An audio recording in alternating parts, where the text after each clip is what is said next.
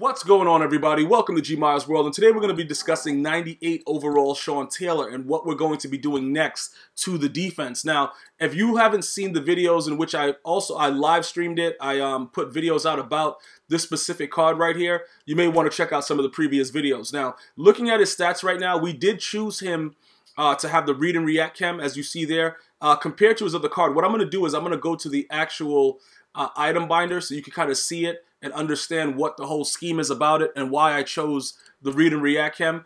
The read and react chem is primarily for zone coverage. After the most recent patch, we don't know exactly what the new threshold is. All we know is that nobody really plays defense the way they did prior to the patch. So you do have separate Sean Taylors, but you cannot use both of them in your lineup at the same time. So what you're looking at right there is read and react ×2.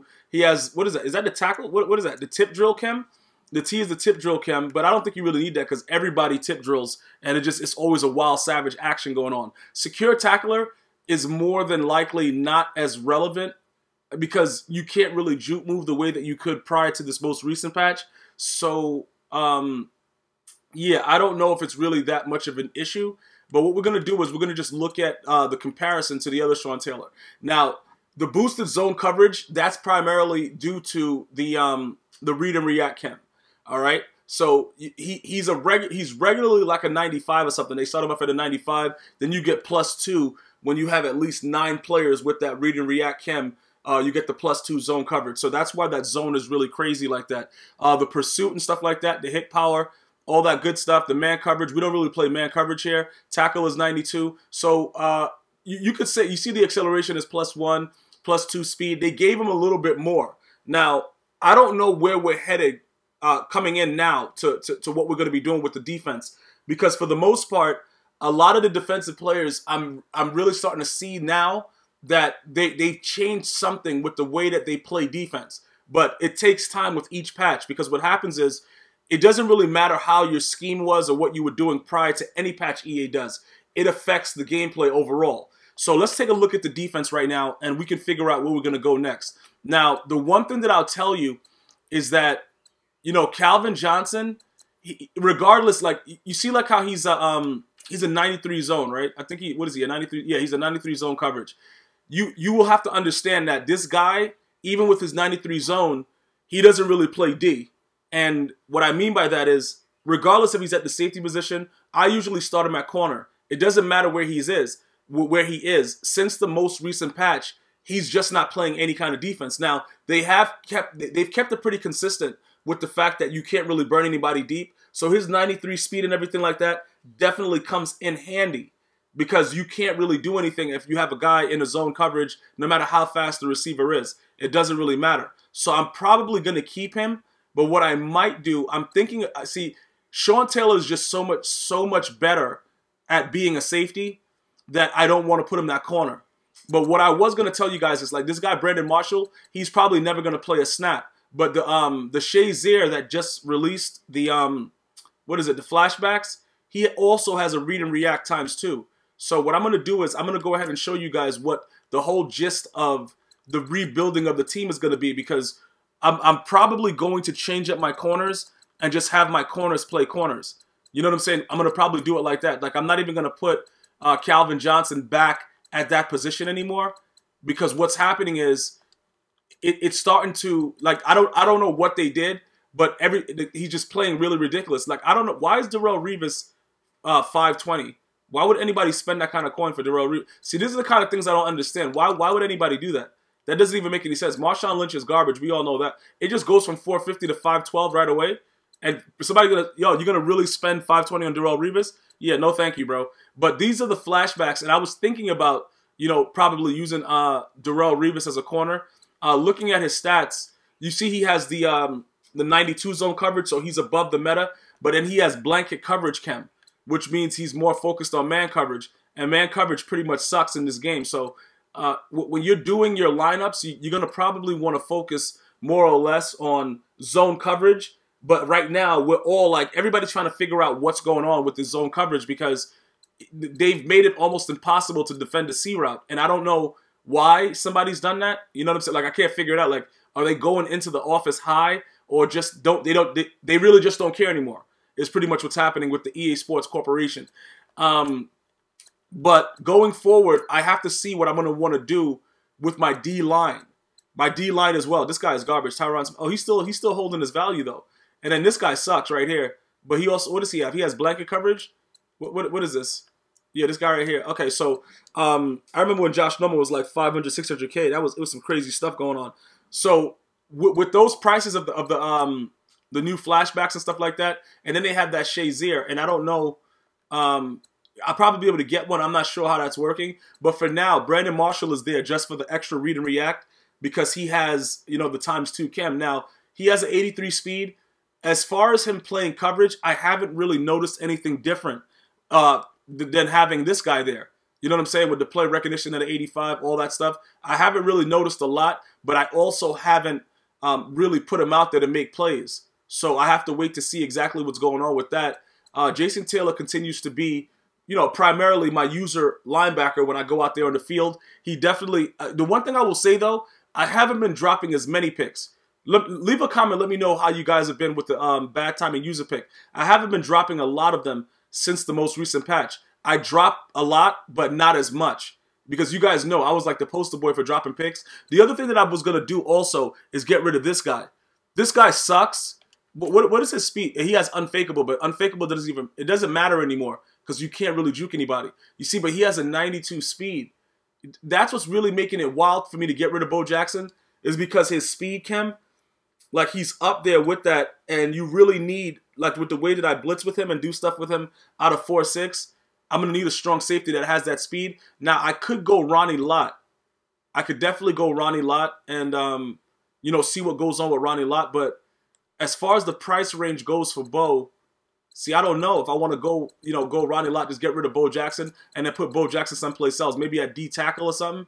You know what I'm saying? And then just have him just doing whatever he wants and not making plays. Because it's not the same thing with the D-line, with the block sheds and stuff like that. They don't do the same type of things. You know what I could probably, hold on, I could probably start Marshawn Lattimore and just bench him anyway. And then put Paul Krause out there. Let me why is Deion Sanders starting? Am I starting Deion Sanders because of his actual chem? You know, I'm going to start Marshawn Lattimore. I just realized that. Why do I have these lower guys there? And I don't even use them at corner. That's what's really, really weird about it. I don't even use these bums at corner. So I'll do that. I have it like that now. Because either way, Calvin Johnson comes in. So if I get one more 94 overall corner, then get another one, I'll probably be good. And then that Champ Bailey that you guys have been telling me, yo, bro, Champ Bailey, that dude's garbage. So I don't know if I'm going to do anything with that. But yeah, LaDainian Tomlinson is going to stay. I keep his chem underneath. We have the read and react, and we have the toughness chem.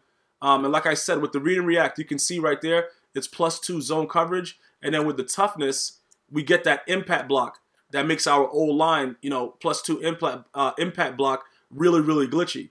All right? With the special teams, I got to get rid of Tom Brady. I don't really throw fakes, so I might have to get rid of my Tom Brady punter. As you guys know, Mike Vick, he's not the same player anymore due to the last patch. So that might be an issue for a lot of you guys that are going through, you know, trying to figure out what's going on. Like, yo, should I keep him? Yeah, at wide receiver, he's a goon. You know what I'm saying? So I can't knock that as far as wide receiver goes. I will tell you this though. LaDainian Tomlinson, for some reason, he's been a lot better. And I can't explain why. I don't know. Like, if you guys are asking me, I don't know if they made it just due to the fact that he's stronger with his toughness cam or whatever, or the trucking. I don't really know why he's better, but he is playing a lot. But like a lot of people have started using him as well. But he hasn't had an upgrade yet.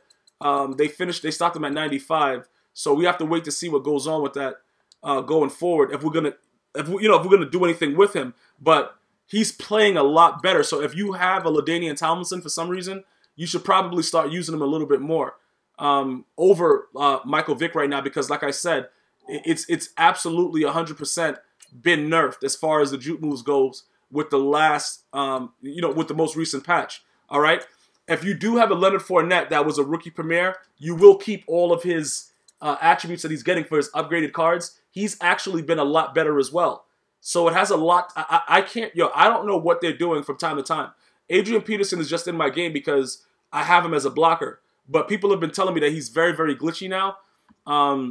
like I said, I don't really know what's going on with that situation.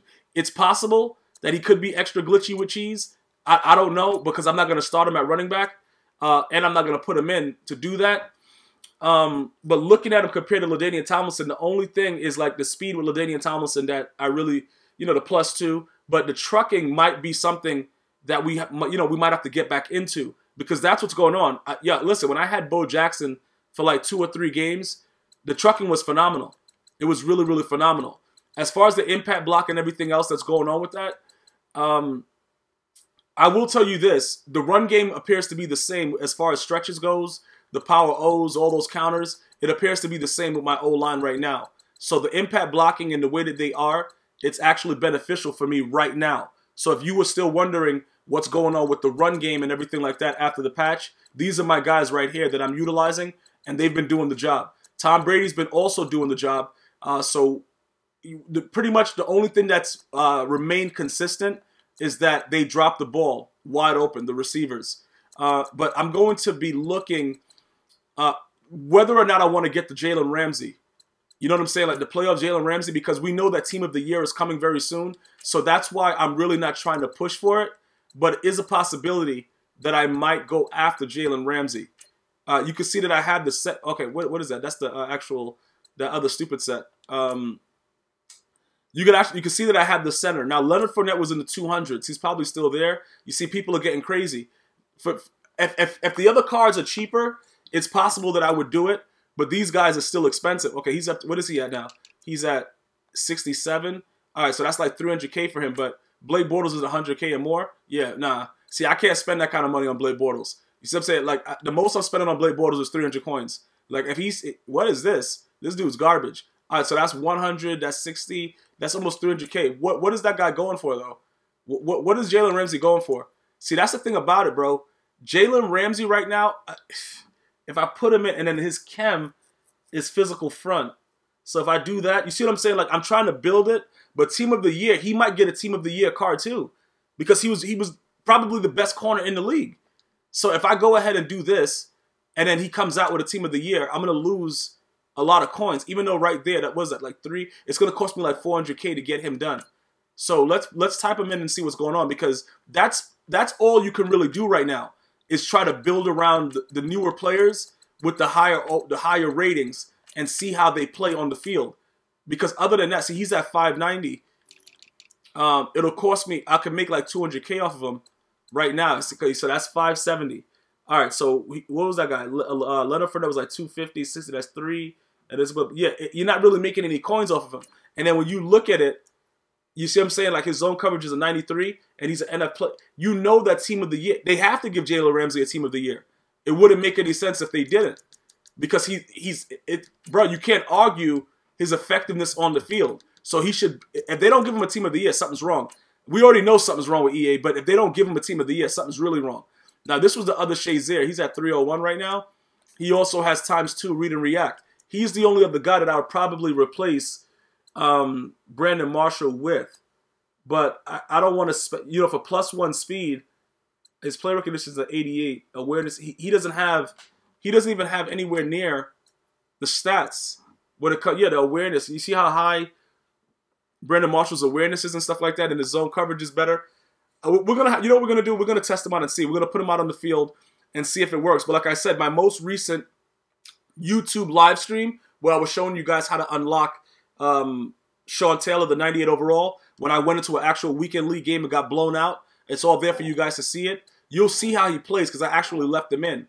All right, so as we go forward, I'm going to see what I can do to revamp the defense and let you guys know going forward which players are actually really doing anything. But that's pretty much the lineup, man. And that's where we are right now with 98 overall Sean Taylor. I'll let you guys know in the future if it's anything special, but we'll check it out. And I'll be right back with you guys as soon as I can. I'm going to see you guys and girls next time. One love.